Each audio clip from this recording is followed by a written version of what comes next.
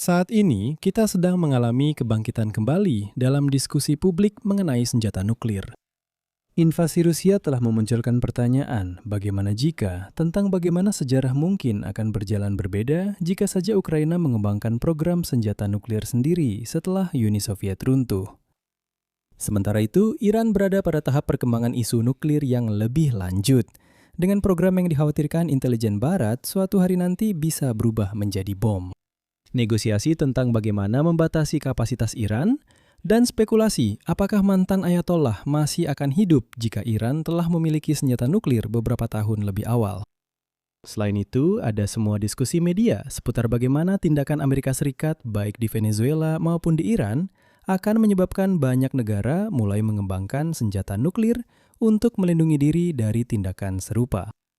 Dan meskipun kita telah membahas secara panjang lebar bagaimana analisis semacam itu terjebak dalam kekeliruan amatir, yaitu kecenderungan orang yang bukan ahli menonton berita, menemukan insentif baru, lalu mengklaim bahwa hal itu secara fundamental mengubah dunia. Meskipun kita yang memikirkan hal-hal ini setiap hari sudah menyadari insentif tersebut sejak lama. Semua pembicaraan tentang nuklir ini tetap menimbulkan pertanyaan yang menarik. Negara mana yang akan paling diuntungkan jika membangun senjata nuklir saat ini? Dan untuk menetapkan beberapa aturan dasar dalam menjawab pertanyaan ini, saya tidak ingin hidup di dunia fantasi di mana seorang pemimpin turun ke ruang bawah tanahnya suatu hari dan tiba-tiba menemukan persenjataan nuklir aktif yang secara ajaib telah muncul dengan sendirinya. Jika kita mengambil jalur itu, jawaban saya untuk negara yang akan paling diuntungkan bukanlah Ukraina. Kiev telah menemukan cara untuk menstabilkan garis depan tanpa persenjataan nuklir. Ada juga masalah mencoba mengancam Kremlin dengan penggunaan senjata nuklir jika pasukan Rusia tidak mundur.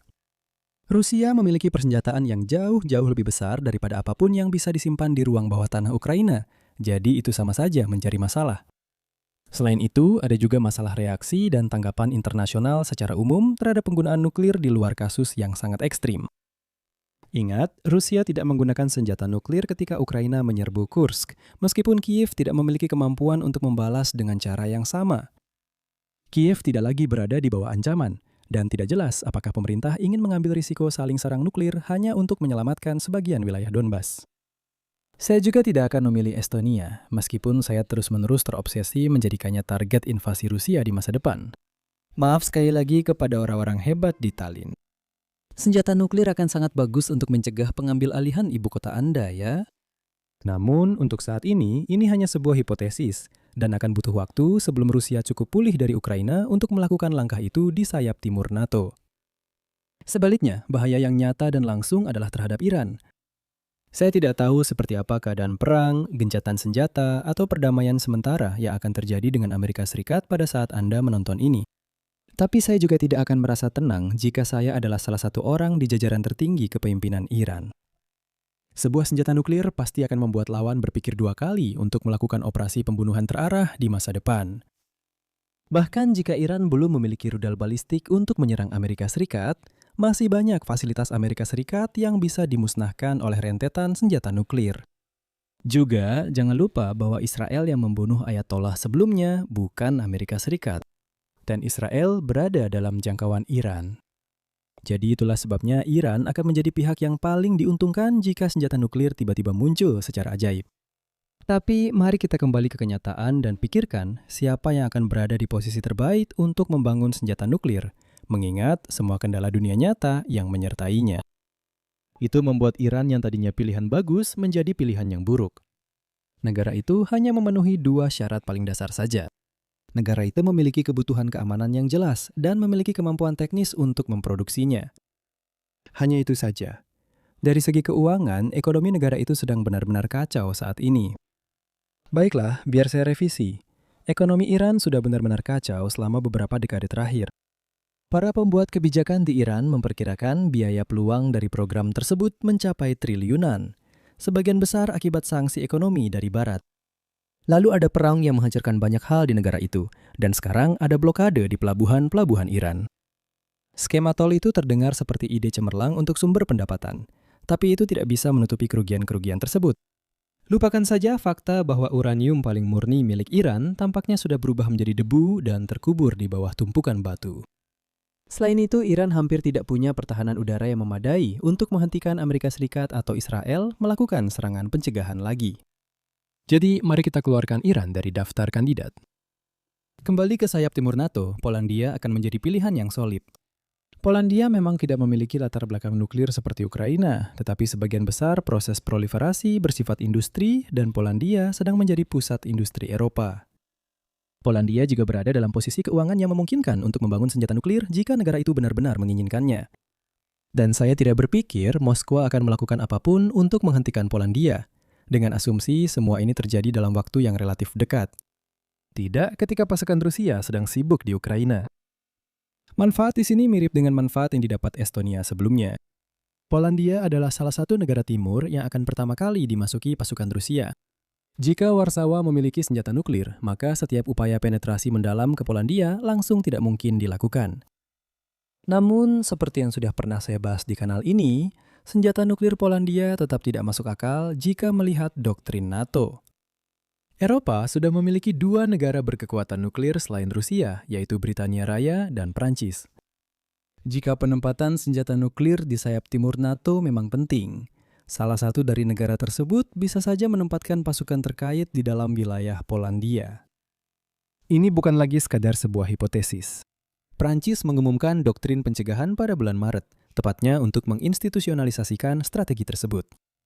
Inti manfaat bagi semua pihak yang terlibat adalah bahwa hal ini memungkinkan uang yang seharusnya digunakan Polandia untuk membangun persenjataan nuklir dapat dialihkan untuk pertahanan konvensional di garis depan. Polandia memiliki keunggulan komparatif di bidang itu, dan memanfaatkan keunggulan komparatif tersebut adalah salah satu tujuan utama NATO.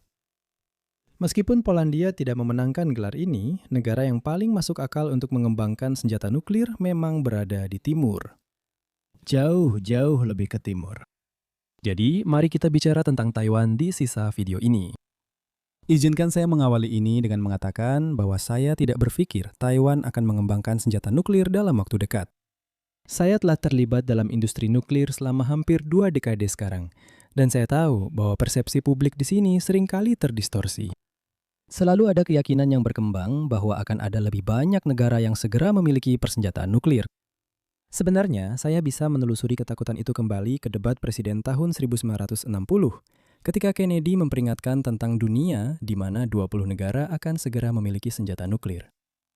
Dalam praktiknya, jumlahnya masih hanya 9, meskipun ilmu di balik senjata nuklir sudah sangat dipahami oleh setiap fisikawan tingkat atas. Penghalangnya adalah banyaknya aktor dalam politik internasional yang berusaha, biasanya dengan sukses, untuk menghalangi negara yang berupaya memperoleh senjata nuklir. Tapi mari kita bahas mengapa senjata nuklir Taiwan akan masuk akal, meskipun kemungkinan terjadinya kecil. Dan itu membutuhkan pembahasan 4 poin yang sudah saya singgung sepanjang video ini. Keuangan, kemampuan untuk memproduksi senjata nuklir tanpa ada yang membom program tersebut, kredibilitas penggunaan nuklir setelah proliferasi, dan masalah tawar-menawar antara Beijing dan Taipei. Soal keuangan, ini cukup sederhana. Taiwan itu kaya. Jika Taiwan dianggap sebagai sebuah negara, sebuah hipotesis menarik mengingat hal itu menjadi dasar seluruh sengketa dengan daratan utama, maka Taiwan akan menempati peringkat ke-20 dalam PDB berdasarkan paritas daya beli. Kebetulan, itu satu peringkat di atas Polandia. Siapa sangka membuat semikonduktor terbaik di dunia adalah cara yang hebat untuk menjadi lebih kaya daripada yang pernah dibayangkan oleh kakek nenekmu. Intinya, aspek keuangan sama sekali bukan masalah di sini. Di sisi lain, menghindari perang pencegahan memang agak lebih rumit, tapi masih memungkinkan. Kuncinya di sini adalah Taiwan memiliki tingkat pelindungan dari Amerika Serikat. Jadi, setiap upaya masuk dari RRT harus mempertimbangkan kemungkinan bahwa Angkatan Laut Amerika Serikat akan menghalangi respon serius apapun. Tentu saja itu punya banyak syarat dan pengecualian. Kebijakan ambiguitas strategis Amerika Serikat yang sudah lama berjalan dengan Taiwan dimaksudkan untuk mencegah Taipei menyeret Amerika Serikat ke dalam perang. Sebuah topik yang sangat dekat dan penting bagi banyak orang saat ini, dengan Israel mungkin telah menyeret Amerika Serikat ke dalam perang di Iran. Faktanya, Taiwan sebelumnya 2 kali sempat mempertimbangkan untuk mengembangkan senjata nuklir. Kedua kali itu, Amerika Serikat mengetahui rencana Taipei dan menghentikannya. Jadi kita harus membayangkan dunia di mana Amerika Serikat ingin Taiwan menjadi lebih mandiri dan bersedia menanggung risiko perlindungan sementara waktu. Ada juga masalah bahwa Amerika Serikat membutuhkan kapasitas militer untuk mendukung rencana itu agar memiliki efek pencegahan. Jelas, perang Iran telah memberikan tekanan pada hal itu dan kami telah membahas pertaruhan Iran-Tiongkok yang dilakukan pemerintahan Trump sejak hari pertama.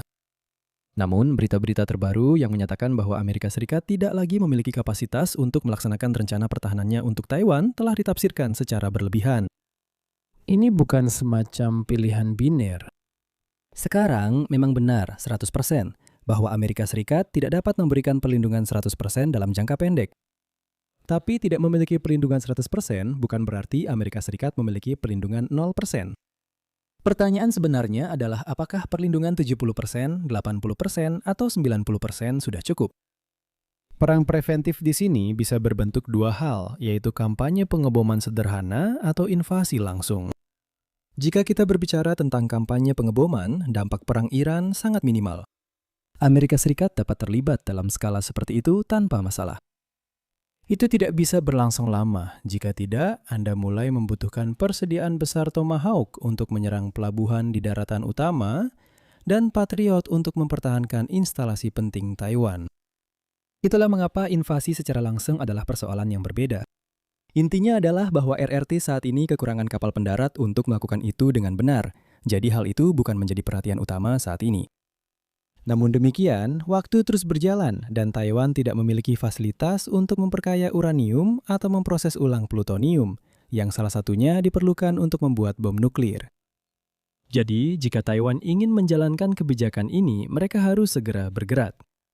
Namun, diskusi tentang perang preventif ini menimbulkan satu poin lagi yang mendukung Taipei untuk memberikan lampu hijau pada program nuklirnya. Perlindungan sementara dari negara pelindung adalah motivasi yang baik untuk memproduksi bom atom. Negara pelindung masih ada untuk melindungi Anda dari perang preventif dalam jangka pendek. Tapi negara pelindung mungkin tidak akan selalu bersama Anda selamanya. Itu memang menjadi pembahasan yang melibatkan Gedung Putih saat ini. Dan meskipun Trump tidak akan menjadi presiden selamanya, semakin banyak ibu kota yang mempertimbangkan cara alternatif untuk menjamin keamanan mereka. Senjata nuklir memberikan alternatif. Beralih ke poin ketiga. Taiwan adalah kasus langka di mana masalah kredibilitas bukanlah isu utama. Maksud saya, lihat saja itu. Itu adalah sebuah pulau. Ukurannya cukup kecil. Setiap invasi dari daratan utama akan langsung mengancam ibu kota, dan dengan itu, kelangsungan pemerintahan. Itulah keadaan yang tepat yang membuat ancaman senjata pamungkas itu kredibel. Pada dasarnya tidak ada cara bagi Beijing untuk mengambil alih kendali kedaulatan pulau itu secara paksa tanpa menghadapi ancaman pemusnahan nuklir yang signifikan. Xiamen memiliki populasi 5 juta jiwa dan jaraknya kurang dari 250 km melintasi selat. Jika Anda ingin yang lebih berani, Shanghai dengan populasi 25 juta jiwa terletak kurang dari 700 km di sebelah utara. Akhirnya, kasus Taiwan memberikan penjelasan mengapa mencapai kesepakatan nuklir akan sulit. Sama seperti perang, membangun senjata nuklir adalah cara yang mahal untuk menyelesaikan perbedaan kebijakan antara dua negara. Secara teknis, ini adalah cara yang mahal untuk mengubah keseimbangan kekuatan dan kemudian melakukan negosiasi dengan syarat yang lebih menguntungkan untuk menyelesaikan perbedaan kebijakan. Bagaimanapun juga, kedua pihak akan lebih diuntungkan jika bernegosiasi mengenai kebijakan yang diperselisihkan untuk menyelesaikan krisis tanpa Taiwan memproduksi senjata nuklir. Salah satu cara hal ini bisa berujung buruk adalah jika RRT kehilangan kekuatan seiring waktu, sehingga mereka memiliki insentif untuk berperang demi menguasai seluruh Taiwan, terlepas dari kekhawatiran tentang senjata nuklir. Dan seperti yang Anda tahu, itulah masalah yang sedang dihadapi Beijing saat ini akibat kebijakan satu anak yang menciptakan krisis demografi. Jika kondisi ini cukup buruk, Xi tidak dapat berkomitmen secara kredibel untuk tetap berada di barat selat Taiwan. Itu juga menutup kemungkinan adanya komitmen untuk tidak menginvasi jika Taiwan setuju untuk tidak mengembangkan senjata nuklir. Akibatnya, Taiwan mungkin membangun senjata nuklir untuk membuat janji-janji Beijing untuk tidak menginvasi menjadi kredibel dengan ancaman serangan balasan nuklir. Sekali lagi, semua ini bukan berarti Taiwan pasti akan memproduksi senjata nuklir dalam 5 atau 10 tahun ke depan. Ada banyak kekhawatiran lain yang harus diperhatikan oleh Taipei, seperti risiko sanksi ekonomi yang secara metaforis bisa menghancurkan industri semikonduktor pulau itu.